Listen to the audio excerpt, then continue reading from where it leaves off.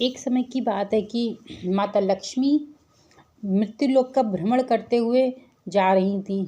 तभी वहाँ कुछ औरतें, कुछ स्त्रियां आपस में चर्चा करती हैं कि यदि इस दिन चूड़ियाँ पहनी जाएं तो सुहाग अमर रहता है और पति का धन संपदा और बढ़ती है। तो माता लक्ष्मी विष्णु भगवान के पास पहुँची और उनसे प्रश्न करती हैं कि ऐसा क्यों है, स्त्रियों को ऐसे कौन से दिन चूड़ियाँ धारण करनी चाहिए जिसके करने से उनका पति जीवित रहे और वह सौभाग्यवती रहें और उनके घर में उनके पति के जरिए उन धन संपदा की कोई कमी ना हो। तो भगवान विष्णु उनके माता लक्ष्मी का प्रश्न के उत्तर देते हुए कहते हैं कि तब माता लक्ष्मी कहती हैं कि मुझे वो जो स्त्रियाँ चर्चा कर रही थी उनमें से 2 प्रश्न की उत्पत्ति हुई है, कृपया करके आप मेरे 2 प्रश्नों का उत्तर देंगे। तब भगवान विष्णु माता लक्ष्मी से कहते हैं कि जब तक मैं यह कहानी सुनाऊं तब तक आप मन लगा के सुनिएगा और अपना मन जो है इधर उधर बिल्कुल मत लगाइएगा। तब माता लक्ष्मी भगवान विष्णु से कहती हैं कि हे प्रभु, हे दीनानाथ, आप जब तक यह कहानी सुनाएंगे तब तक मैं ध्यान से सुनूंगी और मेरा मन विचलित नहीं होगा, एकाग्रता से ही मैं सुनूंगी। तो भगवान विष्णु कहते हैं कि इसके पहले आप मेरे चैनल पे नए जुड़े हैं तो आपसे एक निवेदन है, चैनल को सब्सक्राइब करना मत भूलिएगा और कहानी अंत तक सुनिएगा। यदि आप आधी अधूरी कहानी सुनते हैं, वैसे भी आधा अधूरा ज्ञान बेकार होता है, इसलिए आप कहानी को पूरी सुनिएगा। अब भगवान विष्णु कहानी प्रारंभ करते हैं। माता लक्ष्मी से कहते हैं, एक राज्य में एक राजा था, वह बहुत धनवान था। उसके 3 पुत्र थे, तीनों पुत्रों की शादी हो गई थी। उनकी जो बहुएं थी वह भी बहुत अच्छी विद्वान थी, गुणवंती बहुएं थी। जो बहुएं थी वह सास ससुर पति सबकी सेवा किया करती थी। तीनों ही बहुएं एक आदर्श बहुएं थी, जिसमें से उनका बड़ा लड़का जो था उसका स्वभाव थोड़ा विचलित था, बहुत खराब स्वभाव का था। इस कारण से राजा ने जो भी उनकी संपत्ति थी वह अपने दोनों बेटों और तीनों बहुओं को के नाम कर दी। और इस कारण से जो बड़ा लड़का था उसकी आर्थिक स्थिति अच्छी नहीं थी। अब राजा सुखीपूर्वक जीवन व्यतीत कर रहे थे। एक दिन उनके मन में विचार आया कि यदि भगवान ने मुझे एक बेटी दी होती तो उससे मैं अपने मन की सारी बातें कहता, उसकी सुनता और अपनी कहता। और सेठानी के साथ वार्ता करते हुए यह बात कहता है। सेठ राजा जो सेठ थे वह राजा थे, जो उनके पास के नगर में एक राधा जी का मंदिर था और वह रोज जाया करते थे। एक दिन वह मंदिर गए हुए थे और वहाँ एक संत मिले उन्हें। उनसे कहते हैं कि तब संत जी सेठ से पूछते हैं कि आप इतने उदास क्यों, क्या बात है, कोई परेशानी है? तो सेठ कहते हैं कि हमारे जीवन में सब कुछ अच्छा है, बहुत सुख शांति वैभव है, हमारी बहुएं अच्छी हैं, हमारे लड़के भी अच्छे हैं, किंतु एक लड़की की जो कमी है वह कोई पूरी नहीं कर सकता है। मुझे इस बात का सदैव दुख रहता है कि मेरी बेटी नहीं है। तब संत कहते हैं सेठ से कि यदि आपकी कमी में किसी चीज़ की जीवन में कमी हो तो वहाँ पर आप भगवान को बैठा लीजिए, वह कमी दूर होने लगेगी। तब सेठ संत से कहते हैं कि अब सेठ करते ये हैं कि राधा जी को अपनी बेटी के रूप में मान लेते हैं और राधा जी की एक बहुत बड़ी चित्र मंगवाते हैं और उसे अपने घर पे लगाते हैं। तो उनके जीवन में एक बेटी की भी कमी दूर हो गई थी और जितनी भी बातें थे वह अपनी राधा से कहते थे। राधा रानी उनकी बातें सुनती थी और उनसे बड़े ही प्रेम स्वभाव से उनसे बात करते थे और जब भी राधा रानी के मंदिर जाते थे तो उनका भोग जरूर से ज़रूर लगाते थे। अब राजा सदैव के लिए प्रसन्न रहते थे। जब भी उनसे कोई पूछता था कि तुम्हारे कितने बच्चे हैं, तो राधा जी कहते थे 3 बेटे 3 बहुएं और 1 बेटी है।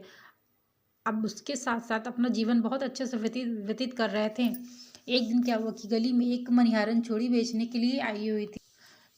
राधा जी ने उस मनिहारन को देखा और मन में यह विचार किया कि आज तो चूड़ी पहनने का शुभ दिन नहीं है, शुभ समय नहीं है। तब राधा जी ने अपनी माया शक्ति से जो मनिहारन थी उसकी चूड़ियों को खराब कर दिया। तब राजा की जो बहुएं थी उन्होंने चूड़ी नहीं खरीदी और मनिहारन को लौटा दिया। फिर वही 2 दिन के बाद जब मनिहारन वही चूड़ियाँ देखती हैं तो वह चूड़ी सुंदर हो जाती हैं और बहुत प्यारी लगने लगती हैं। और 2 दिन के बाद फिर मनिहारन जो है राजा की बहुओं को चूड़ियाँ पहनाने के लिए आई। फिर राजा की बहुओं ने चूड़ियाँ पहनी और राधा जी से भी कहा कि आप भी चूड़ियाँ पहन लीजिए। तो राधा जी प्रकट होके आके सम्मुख खड़ी हो गईं। तब मनिहारन राधा जी को बड़े चित्त भाव से देखती रह गई। तब मनिहारन यह सोचती है कि लगता है कि सेठ के घर में कोई मेहमान आया हुआ है। तब मनिहारन ने राधा जी को भी चूड़ियाँ पहनाई। अब भगवान विष्णु लक्ष्मी जी से कहते हैं कि अब चूड़ी पहना के मनिहारन सदैव के लिए जैसे ही चूड़ी पहनाती थी सेठ की दुकान में पैसा लेने के लिए पहुंच गई और सेठ के पास जाकर मनिहारन पैसा लेती है। अब सेठ मनिहारन को देखकर चूड़ी के 3 लोगों के पैसे दे देता है। तब मनिहारन कहती है कि मैंने एक और बेटी को चूड़ियाँ पहनाई है, उनके भी पैसे दीजिए। तब सेठ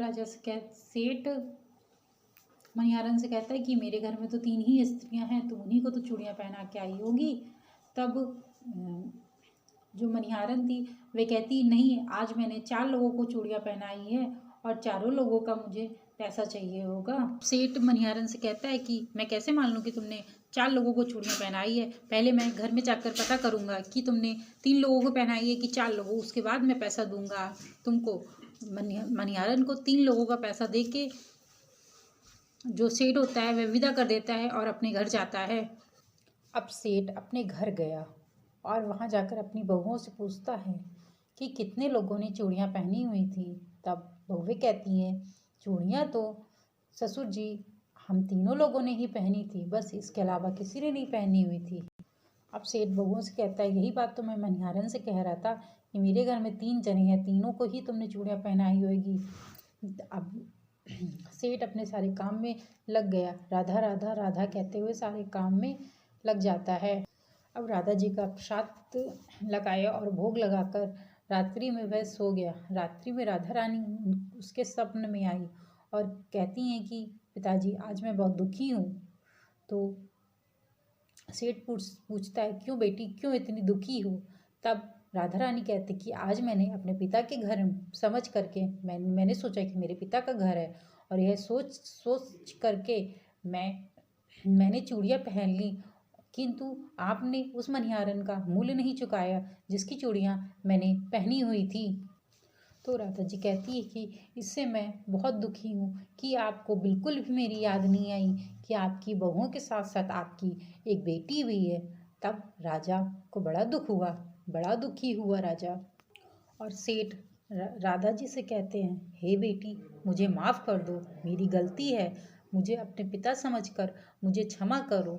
और फिर रात्रि में ही राजा उठे, उनकी आंखों में ज़ोरों ज़ोरों से आंसू बह रहे थे और अपनी तिजोरी की ओर गए और उन्होंने जा कर के तिजोरी से पैसे निकाले और ले जा कर के वह मनिहारन की घर की तरफ चल दिए। जा कर के मनिहारन का दरवाज़ा खटखटाया और मनिहारन से कहा।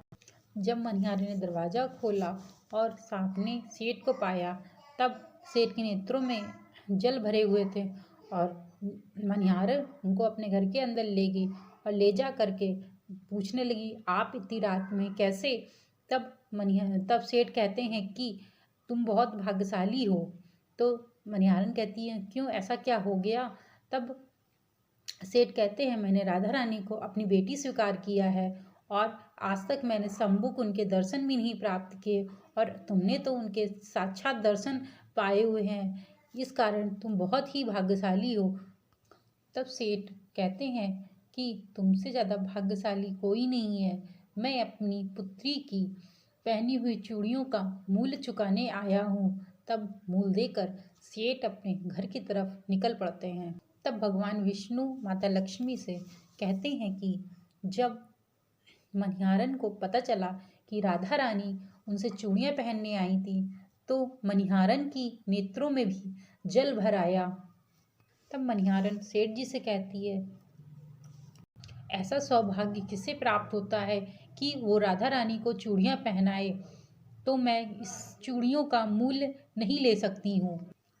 परंतु सेठ जी नहीं माने, सारे पैसे की थैली मनिहारन को दे करके अपने घर के लिए सीधा निकल आए और ले जाकर अपनी पत्नी से को राधा रानी के मंदिर ले गए। ले जा करके वहीं रहने लगे और सारा जितना भी उनका धन दौलत जो कुछ भी था सब कुछ त्याग दिया। त्यागने के बाद वहीं संन्यास लेकर राधा रानी की सेवा में लीन रहने लगे। इधर राजा और रानी राधा रानी की भक्ति में लीन हो जाते हैं। उधर राधा रानी उनके बड़े बेटे के सपने में आती हैं और कहती हैं कि तुम अपनी माँ की सेवा नहीं करते हो, इस कारण तुम्हारी यह स्थिति है। यदि तुम अपनी माता जी के पैर रोज स्पर्श करना प्रारंभ कर दो तो देखना रातों रात तुम्हारी स्थिति अवश्य ही सुधर जाएगी। अब इस प्रकार राधा रानी के कहने के अनुसार उनका बड़ा बेटा रोज अपनी माँ के चरण को स्पर्श करने लगा। धीरे धीरे वह इतना बड़ा आदमी बन गया कि बहुत अमीर और धन दौलत की उसके पास कोई कमी नहीं रही। अब भगवान विष्णु माता लक्ष्मी से कहते हैं कि तुम अपने पहले प्रश्न का उत्तर लो। जो भी व्यक्ति, जो भी पुरुष अपनी माँ का चरण स्पर्श करता है वह धीरे धीरे अपने आप धनवान बनता चला जाता है और माँ का आशीर्वाद उसे सदैव के लिए प्राप्त होता है, जिस कारण से भगवान भी प्रसन्न होते हैं और उसे किसी चीज़ की कोई कमी नहीं होने देते हैं। अब भगवान विष्णु कहते हैं तुम्हें पहले प्रश्न का उत्तर मिल गया, अब दूसरे प्रश्न का उत्तर लीजिए। कहते हैं कि जिस दिन मनिहारन बहुओं को चूड़ियाँ पहनाने आई हुई थी उस दिन मंगलवार था। इस कारण से राधा रानी ने उनकी चूड़ियों को खराब कर दिया था और मंगलवार को चूड़ियाँ किसी भी स्त्री को नहीं धारण करनी चाहिए।